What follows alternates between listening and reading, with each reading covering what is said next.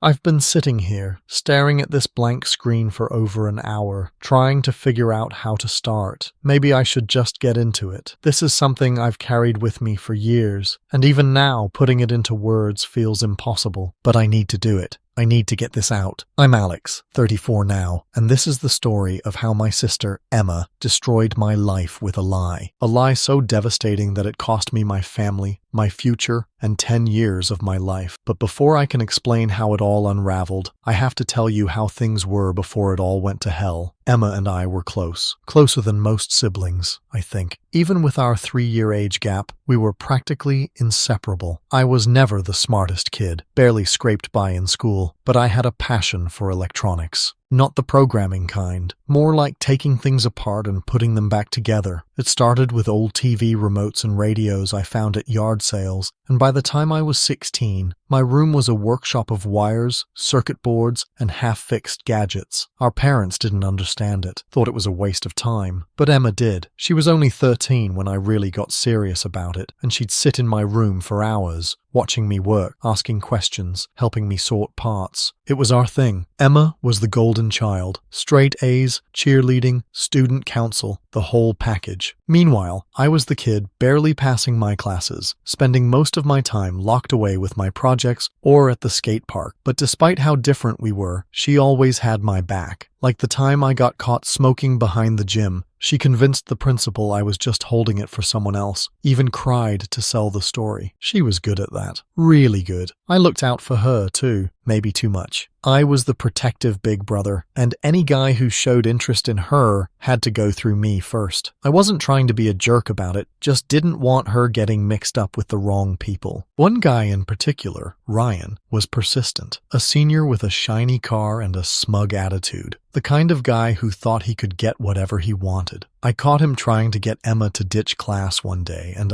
let's just say I made it clear that wasn't happening. Maybe I shouldn't have shoved him against his car, but come on. He was an 18-year-old trying to get my 15-year-old sister alone. What brother wouldn't be pissed? That's when the rumors started. First, whispers at Emma's school about how weird it was that I was so protective of her. Then worse things that made me sick to even hear. Someone started saying that the reason I didn't want guys near her was because I wanted her for myself, that I was jealous, controlling, something much darker. I brushed it off at first, but then everything changed. One Tuesday after school, Emma didn't come to my room like she usually did. She just went straight to hers, closed the door. When I knocked to check on her, she told me to go away. I figured she was just in a mood, but later that night, I found her crying in the kitchen. When I went to hug her, like I always did when she was upset, she flinched away from me. That had never happened before. The next few days were different. She stopped talking to me, stopped coming to my room. I assumed it was just teenage drama. I should have known better. Then, one morning, I was in my room working on an old radio when I heard a knock at the door. Not a normal knock, the kind that makes your stomach drop before you even know why. I peeked down the hallway and saw 2 cops standing there, along with a woman in a suit. Child Protective Services. My dad called me downstairs. The look on his face, like he didn't even know me anymore, like I was a stranger. The woman introduced herself, said they needed to ask me some questions about my relationship with Emma. That's when I learned what she had told them. She said I had been abusing her.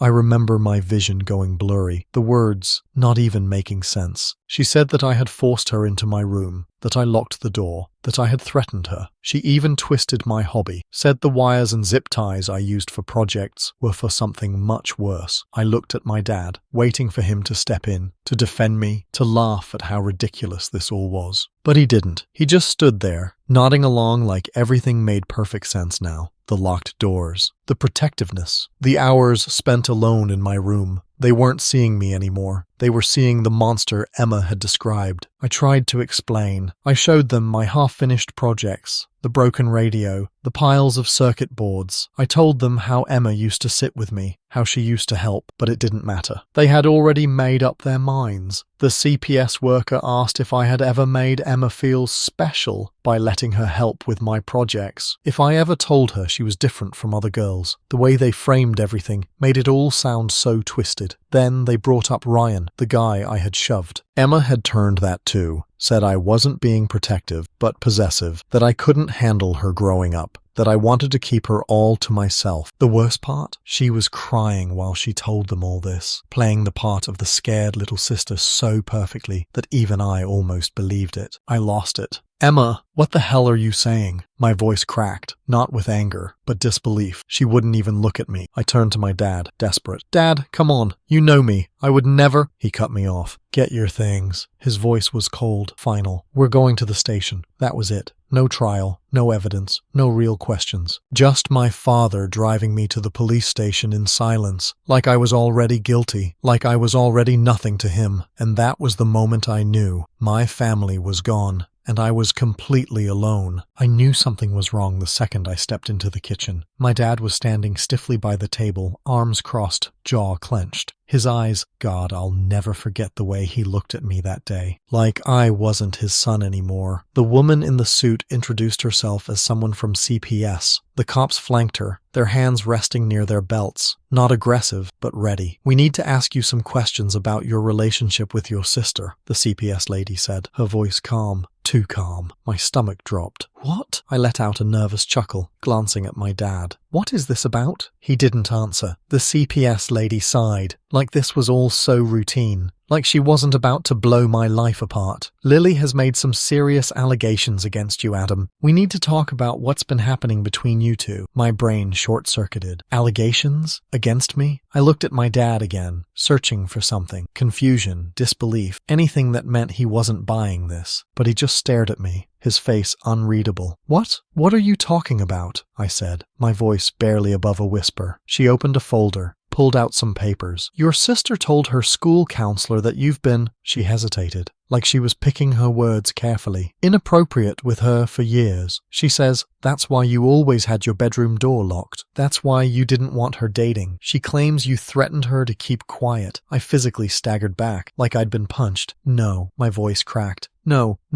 that's not—" I turned to my dad, pleading. "You know that's not true. I would never—" But he wasn't looking at me, and that's when I knew he believed it. That realization knocked the air out of me. This was my dad, the man who raised me. He should have known me better than anyone, but the way he stood there, arms crossed, his face blank, like I was just some stranger. It was over before I even had a chance to defend myself. "She's lying," I whispered. "Dad, she's lying." Silence. Then finally he spoke. "Just come with us, Adam." His voice was hollow. "Come with—" "No way. I didn't do anything.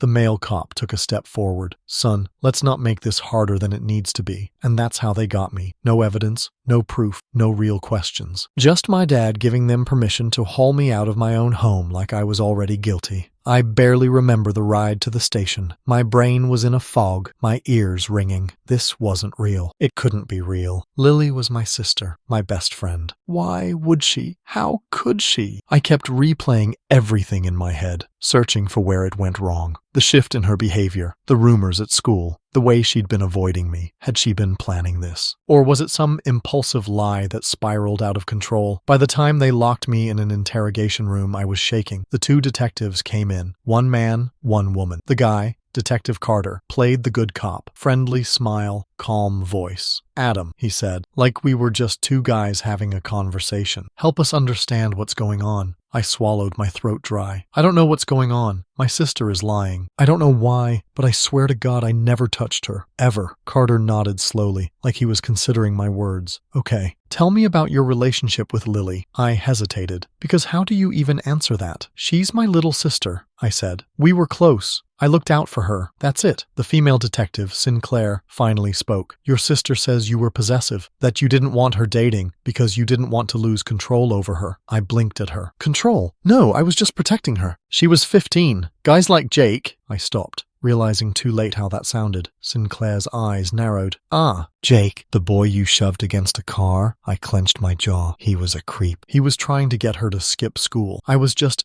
"Jealous?" Sinclair cut in. I froze. Holy shit. They were twisting everything. "Jesus Christ," I muttered. running a hand through my hair. No, I was being a big brother. Carter leaned forward, voice still gentle. Then why did you always lock your bedroom door? I let out a sharp, humorless laugh. Because I had expensive tools in there, and because my dad used to take my stuff without asking. That's why. Sinclair raised an eyebrow. And Lily, she says you made her spend time in there with you. My stomach turned. She wanted to be there, I snapped. She liked watching me work. She used to organize my wires for me. It wasn't weird. It was just normal sibling stuff. Sinclair scribbled something in her notepad. Normal to you, maybe. I stared at her. This is insane. But I could see it. I could see how they were making it all fit. My locked door, my protectiveness, my hours alone in my room. None of it meant anything on its own, but put together, to someone who already thought I was guilty, it looked bad. Then they brought out the photos. Close-ups of my tools, my wires, my zip ties, basic electronic stuff, but photographed in a way that made them look sinister. Carter tapped one of the pictures. Your dad says you spent hours in this room, alone, with your sister. Want to tell us what really happened in there? Something inside me snapped. You're making this sound sick when it wasn't, I shouted. She's lying. I don't know why, but she is. None of this is real. Carter sighed, shaking his head. Classic defensive reaction, he murmured to Sinclair, like I wasn't even in the room. And that's when I realized they weren't here to find the truth. They had already decided I was guilty. The interrogation went on for hours. The more I denied it, the guiltier I looked. My lawyer, if you could even call her that, barely fought back. She just kept repeating the same thing. You won't win this in court. Take the deal. The deal was 5 years probation and a lifetime on the registry. I wanted to fight. God, I wanted to fight. But my lawyer laid it out plainly. If I went to trial and lost, I could be looking at 20 years in prison. And my dad? He was in the hallway waiting for my answer. Don't put your sister through a trial, he told me, his voice devoid of emotion. Just take the deal. I wanted to scream, but I'm innocent. Instead, I sat there staring at the floor. 2 days later, I signed the papers. I was officially a registered sex offender. My life was over. Signing that plea deal felt like signing my own death certificate. You hear people talk about life being overdramatic sometimes.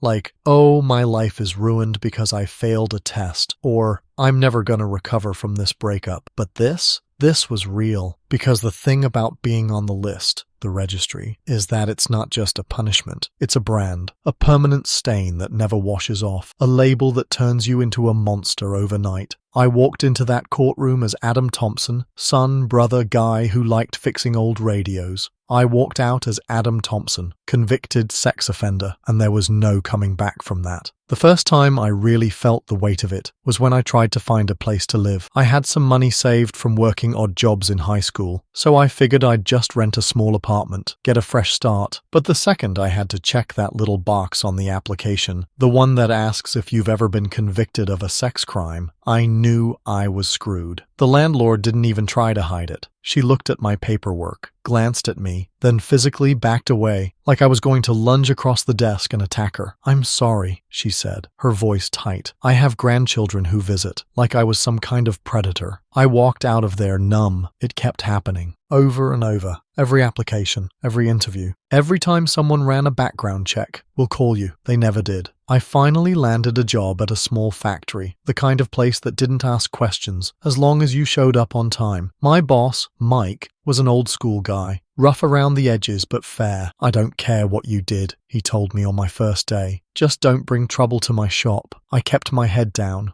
worked hard. For a while, it felt like I was maybe clawing my way back to something close to normal. Then one of the other workers found out. I don't know how. Maybe they Googled me. Maybe someone recognized my name. But suddenly, people stopped talking to me, stopped looking at me. Then the whispering started. 2 weeks later, Mike pulled me into his office. He looked tired. Look, kid, he sighed. I tried to shut them up, but half the crew is threatening to walk. I can't risk losing my whole workforce over one guy. I just nodded. I didn't even argue. What was the point? He gave me 2 weeks' pay as severance. More than most bosses would have done. But still, job gone, stability gone, everything gone. I ended up living in my car for a while, parked in Walmart lots overnight, showered at a Planet Fitness for $10 a month, lived off gas station sandwiches and canned ravioli. I tried to date once, met this girl, Sarah, at one of the temp jobs. I managed to get. She was sweet, funny, didn't ask too many questions about my past. We went out a few times, and for a second, just a second, I let myself hope. Then she noticed how careful I was about where we went, how I always double-checked locations. So I told her. I told her it was a false accusation, that I was innocent. I laid everything out, hoping, praying she would believe me. The next day, her brother and 2 of his friends showed up at my job. I didn't fight back. What would have been the point? Quit the job that same day. I spent most of my 20s like that, drifting, never staying anywhere too long, never making friends, never getting attached. Because what was the point? People only saw one thing when they looked at me. They didn't see a guy who had been screwed over. They didn't see a brother who'd been betrayed. They just saw a label, and no one questions the label. No one asks, what if they were wrong? Then, one random Tuesday, everything changed.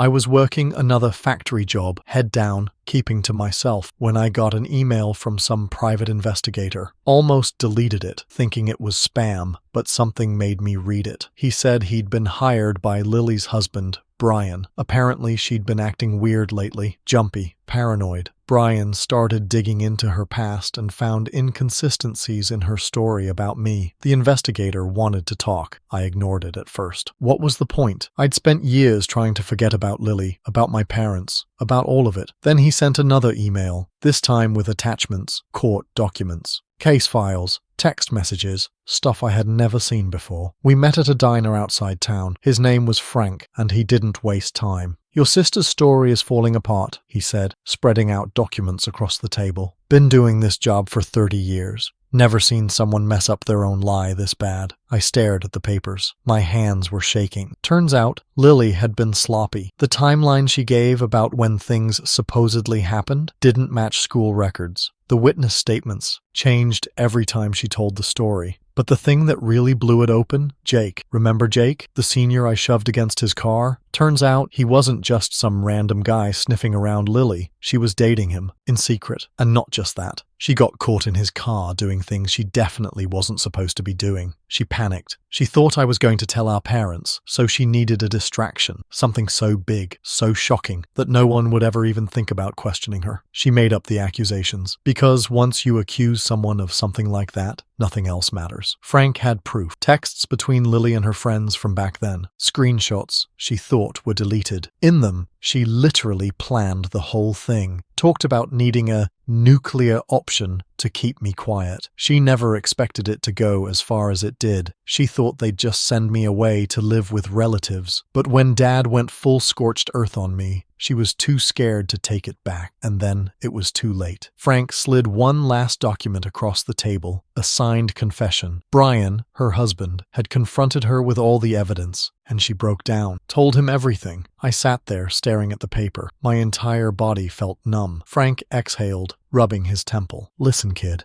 this isn't gonna magically fix everything. The legal system doesn't like admitting it made a mistake, but it's a start. A start. After 10 years of hell, I left the diner that night with a folder full of proof, and for the first time in a decade, I had a chance to take my life back. I spent that whole night awake, sitting in my crappy apartment with the folder spread out in front of me. The texts, the screenshots, the confession. I must have read them 100 times, my hands shaking the whole time. I should have felt relief. This was the proof I had been waiting for. The proof that I was never the monster they made me out to be. But all I felt was rage. 10 years. 10 years of my life stolen. 10 years of being treated like a predator, like less than a person. 10 years of losing jobs, losing homes, losing everything, and all because my sister needed a way to cover her own ass. I don't even remember falling asleep, but when I woke up, my mind was clear. It was time to end this. The first call I made was to a real lawyer. Not some fresh out of law school public defender who had already decided I was guilty, but an actual, experienced attorney. We filed for post-conviction relief based on new evidence. The confession alone was enough to vacate my conviction, but combined with the inconsistencies Frank uncovered. My lawyer said we had a strong case. The hearings dragged on for months. The prosecution fought it. Of course,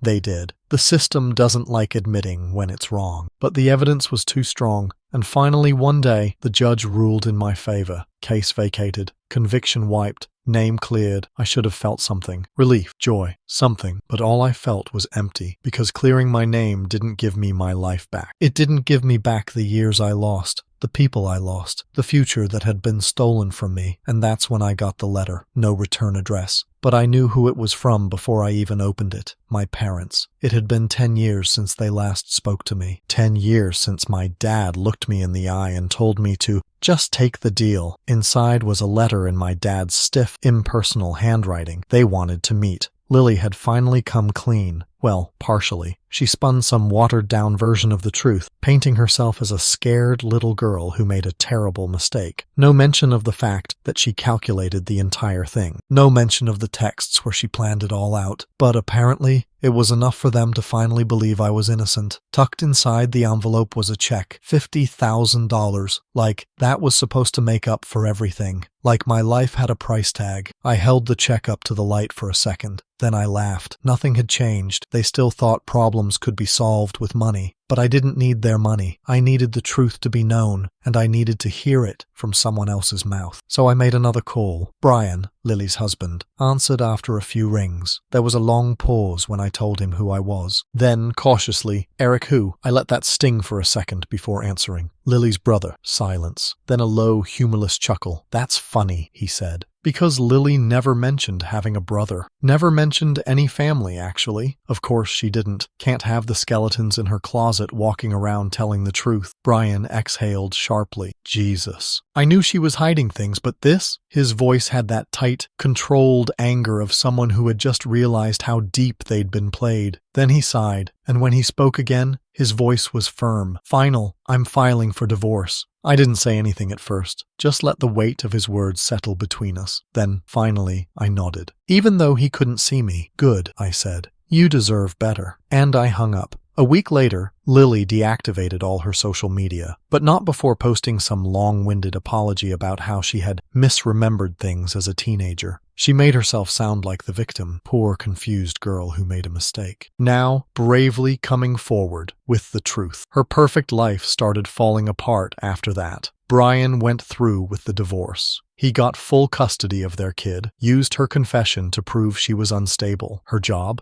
Gone. Turns out, the school she worked at didn't want a teacher who had admitted to making false abuse allegations. And my parents, they finally started asking questions. Turns out, Lily had been acting erratic for months, drinking too much, disappearing for hours without explanation, having sudden outbursts over nothing. But the final straw? She slipped up. During a heated argument with my mom, she blurted something out, something about how I wouldn't have suffered if Dad hadn't overreacted. My mom froze, pressed her for details. Lily tried to backtrack, but it was too late. The doubt had already been planted. Dad, ever the controlling figure, started digging, called up people from Lily's past, her old friends, and just like that, the cracks in her story started showing. By the time Brian hired Frank, Lily was already spiraling. So when Brian finally confronted her with the evidence, the texts, the inconsistencies, the proof she thought was long buried, she broke. A few days later, my phone rang. It was my mother. Her voice was shaky, like she'd been crying for hours. Adam, please, we need to talk. I almost hung up right then, but something in her tone kept me on the line. She started rambling about Lily, about how she had finally told them her side of things, about how she admitted she had made some mistakes, but that she had been young and scared and confused. She's not the same person anymore, my mother insisted. She's broken, Adam. She cries every day. She knows she ruined your life, and she can barely live with herself. Then she actually asked, can't you just forgive her? And that made my blood boil. Forgive her? Like she had just borrowed my car and crashed it? Like she had just stolen some money from me? Not like she had ripped my entire life apart and left me in ruins while she got to move on and play the victim for years. I took a deep breath. Fine, I said. Let's meet. But I already knew how it was going to end. We met at a restaurant halfway between our cities. My mom started crying the second she saw me. My dad just sat there, looking old, broken. They had this whole speech prepared. How sorry they were, how they should have believed me, how they wanted to rebuild our family. Dad even pulled out his checkbook. Again, I just stared at them. Then, calmly, I pulled out the folder Frank had given me. I started reading Lily's own texts out loud. Watched their faces as they realized just how badly their precious daughter had played them. Mom ran to the bathroom to throw up. Dad sat there in stunned silence. And me, I just felt done. I didn't forgive them. I didn't take their money. I walked out of that restaurant and never looked back. Because the truth is, they stopped being my family the second they decided I wasn't worth fighting for. And now, they get to live with that, just like I did, for 10 years. Story 2. My sister Brenda, a woman of 38 with a perpetually pursed mouth, delivered the verdict. We don't need you here anymore, Lisa. Leave. And take that mutt with you. You're just freeloading. Her tone brooked no argument. My parents, bless their hearts, chimed in with their usual synchronized disapproval. Get out. We're sick of you and that dog underfoot. If that's how you feel, I replied, my mind already calculating my next moves, then I'll do what I want. Let me introduce myself. I'm Lisa, 41, single, and a freelance web designer. The internet and my home office setup mean I can work from anywhere. I love the flexibility, the control over my own schedule, but my peaceful existence was shattered 5 years ago when my parents, without so much as a phone call, decided to drop by. Their tour of my house quickly turned into an invasion plan. This place is huge, Lisa, my mother observed, her eyes gleaming. We could easily live here. There's even a spare room. My father nodded in agreement. It's a waste for Lisa to rattle around in such a big house all alone. They'd already made up their minds. As usual, the assumption that they were moving in was breathtaking in its audacity. I'd never even considered living with them again. Hold on, I interrupted, bewildered. What are you talking about? I have no desire to live with you. My father's face flushed crimson. You took this house from your Uncle Michael, he accused, his voice rising. And now you're trying to act like it's all yours. There's a limit to how low you can go. I didn't take it, I corrected, trying to keep my voice even. I had a conversation with Uncle Michael, and he willingly transferred the title to me. My protests fell on deaf ears. They'd decided their old house was falling apart, and given my mother's unemployment and my father's meager income, they saw no other option than to move in with me. How could I, in good conscience, leave them homeless? So, I reluctantly agreed. Once they settled in, the subtle digs began.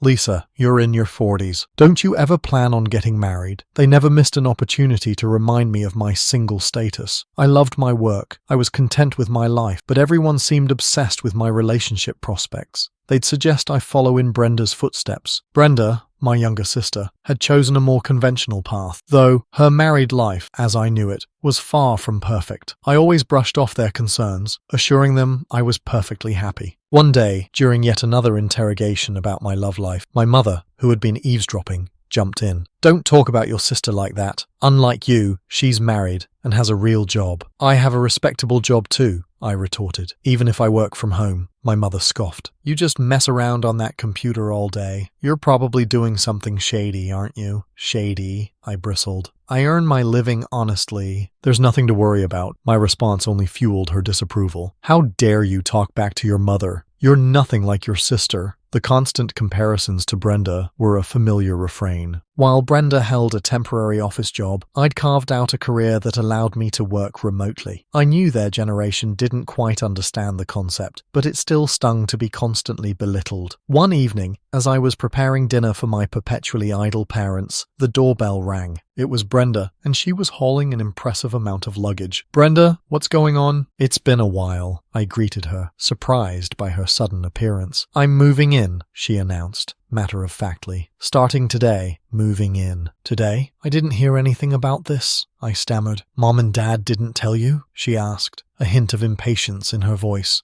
I'm divorced, so I'll be staying here. Despite the shock, I plastered on a welcoming smile. Inside, I was reeling. Brenda lugged her things upstairs and promptly claimed a vacant room. My parents, naturally, sided with her, leaving me powerless to object. My stress levels began to climb. Brenda, now jobless after her divorce, spent her days gossiping with my mother, often at my expense. Mom, isn't this dress cute? She'd ask, parading her latest purchase. Oh yes, Brenda, darling. You look stunning. It's perfect for you, my mother would gush. Then, Brenda would turn to me, a smirk playing on her lips. Don't you think so, Lisa? Probably not your style, right? I learned to tune out their taunts. I refused to give them the satisfaction of a reaction. I knew any response would just fuel their fire. I focused on my work, on my own happiness. Then, a wonderful thing happened. One of my closest friends had a litter of 4 adorable puppies. The moment I saw them, I was smitten. After careful consideration, I decided to adopt a little black Chihuahua. I named him Charlie. Charlie was a ball of pure joy. His round, mischievous eyes sparkled whenever he looked at me, and his tail wagged so hard I thought it might detach. I'd always dreamed of owning a Chihuahua, and finally having Charlie in my life brought me immeasurable happiness, especially since I worked from home. His companionship eased the loneliness of my remote workdays. From now on, you're Charlie, okay? I told him, solidifying our bond. Oof, he replied, as if in agreement. Lost in the joy of Charlie's arrival, I didn't think to consult my family about my decision. After all, it was my house, and I was responsible for all of Charlie's expenses. I didn't see why they should object, but of course they did. The moment I introduced Charlie, my parents and Brenda were up in arms. They were furious I hadn't consulted them. They complained about dog odors, about the general inconvenience. We didn't hear anything about you getting a dog, they protested. Dogs smell. I hate smells, Brenda chimed in. Lisa, how could you bring a dog home without asking us? It's my house, I retorted, standing my ground. And I decided that Charlie and I needed each other. His presence here brings joy, not complaints. I was determined to show them how wonderful Charlie was, hoping they'd eventually come around. I explained that he wasn't some stray I'd picked up off the street. He was a gift from a friend, and I was covering all his expenses. What I choose to keep in my house is my business, I concluded firmly. If you don't like it, you're free to leave. They were initially furious, their faces contorted with disapproval. But within hours, Charlie's undeniable charm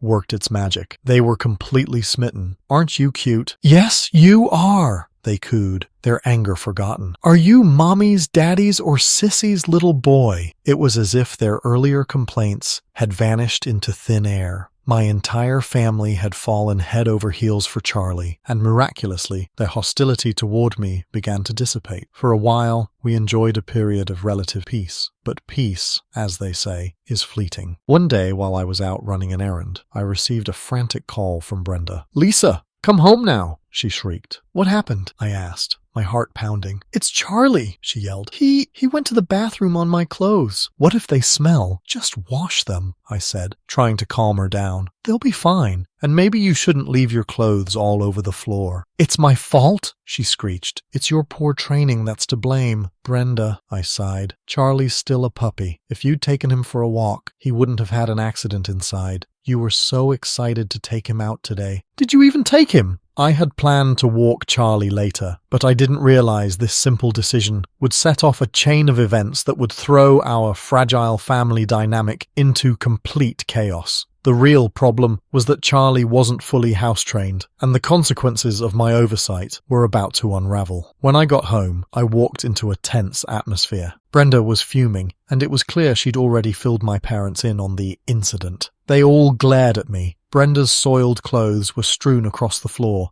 a testament to Charlie's indiscretion. She dramatically picked up a pair of ruined pants and threw them at me. I'm going to charge you for the cleaning, she declared. Why should I pay? I retorted. It's because you didn't take him for a walk and left your things everywhere. My parents jumped in, siding with Brenda. Lisa, you should apologize to Brenda, they said. This all happened because of that dog you brought home. Can't we give Charlie a break? I pleaded. He's a puppy. Puppies have accidents, but they were relentless. This only happened because of that stupid dog, Brenda snapped. Lisa, you made the right choice not getting married. If you were a mother, I doubt you could raise a decent child. Her words cut deep. How dare you say that? I exclaimed. If you had taken him for a walk and kept the house tidy, none of this would have happened. Brenda reached her breaking point. She pointed a finger at me. I can't take this anymore, she screamed. I don't need you or this dumb dog. Get out of this house. Her words hit me like a punch to the gut. What? I stammered, incredulous. Didn't you hear me? She sneered. Get out. We don't need a freeloader here. I was stunned. Who did they think was paying the bills? It was me. I stood there, speechless, as my parents joined in, echoing Brenda's sentiments. That's right, Lisa. Leave. Your presence only makes us miserable. I'd had enough. That's it, I exploded. If this is how it's going to be, then just wait and see. I packed my things, scooped up Charlie, wrapped him in a towel, and walked out the door. As I left, thoughts of revenge simmered in my mind, but I knew this wasn't over. A few days later, just as I expected, Brenda called. Her voice was laced with panic. "Lisa, help! What happened to the house?" she cried. Intrigued, I asked, "What do you mean? Why do you have to leave?" "We were told to be out by the end of the month," she wailed. A slow smile spread across my face. "Ah, so what's the problem? Why do you have to leave?" Brenda's voice trembled. I don't know," she stammered. "I've decided to sell the house," I said calmly. Brenda froze. "What? You can't do that. You don't have the authority." "Actually," I replied, "the house officially became mine a month ago, a fact I had kept to myself until now. Yes, I received the house from Uncle Michael. The title is in my name." "You're kidding, right?" she scoffed. "Even if Uncle Michael transferred the title to you, you can't just sell it." "I understand your concern," I said, "but right after you told me to leave, I spoke with Uncle Michael. He confirmed that the house is mine now. He even told me to do what I want, and suggested I get away from you all as soon as possible." Brenda was speechless. "No way," she whispered. I could hear my parents listening in on the call. "Lisa, stop this nonsense," my father interrupted. "We have nowhere else to go if we leave this house." "That's right, Lisa," my mother chimed in. "It's unthinkable to do this to your own family. If you're a good daughter, you'll show some respect to your parents." "Respect?" I repeated, my voice hardening. "Respect? What are you talking about? You've always looked down on me, compared me to Brenda. Who do you think has been supporting you all these years? You had nowhere to go, so I reluctantly let you stay with me." They were silent for a moment. "Who treated me and Charlie like we were a nuisance and kicked us out?" "You did," I continued. "Trying to drive out the original resident is shameless." My father's voice was now pleading. "Please, Lisa, help us. We're sorry." "I don't care," I said flatly. "Fend for yourselves." And with that, I hung up the phone and blocked all their numbers. Charlie looked up at me, his big brown eyes filled with concern. I hugged him tight. "It's okay, Charlie," I whispered. "It's all right now. I'll protect you." I felt a wave of relief wash over me. I had finally rescued Charlie from that toxic environment. In the days that followed, I heard through the grapevine that my parents and Brenda had been forced to leave the house at the last minute. With my father's meager income, and neither my mother nor Brenda having jobs, they were struggling. Rumors circulated that Brenda was under constant pressure from my parents to find work, and their family relationships were deteriorating rapidly. While I didn't wish them any particular ill will, I couldn't help but feel a sense of vindication. They were reaping what they had sown. Meanwhile, Charlie and I were thriving in our new pet-friendly apartment. I worked on my own terms, with no one to criticize me. All my earnings were for Charlie and me. I was genuinely happy. "Charlie," I said one sunny morning, "let's go to the dog park today." Charlie's tail wagged furiously. He seemed more energetic than ever, perhaps relieved that the noisy, judgmental family was no longer part of our lives. From that day forward, I vowed to protect Charlie and ensure we lived a peaceful and joyful life together.